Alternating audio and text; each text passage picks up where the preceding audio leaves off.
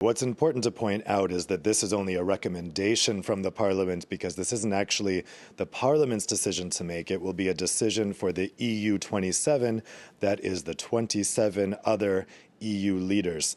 But we have no indication that they are likely to refuse a request from Boris Johnson to extend the Brexit deadline. France is making noises again that they're not very happy about extending, but we saw the same thing happen last time, and the going wisdom here is that the EU leaders also will probably choose to accept an extension if a request is made, because they don't want to be the ones responsible for no deal chaos. But the big question is whether Boris Johnson will actually ask for one. Right. And is this in line with what the governments and the leaders of member states feel about another Brexit extension? 3 years, of course, after the referendum.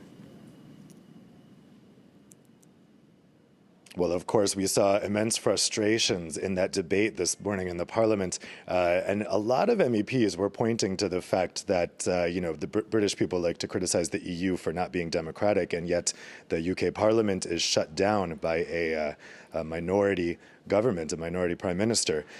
So it was a fiery debate this morning, but definitely reflected also what the EU leaders are feeling. As you say, I mean, the overall feeling here is immense frustration with the UK and the state of the talks, the fact that Boris Johnson is saying that there is progress, and yet, as we heard from Jean-Claude Juncker this morning, there really hasn't been any progress, and there really isn't anything concrete on the table yet. And so I would say the Parliament and the member states are on the same page here.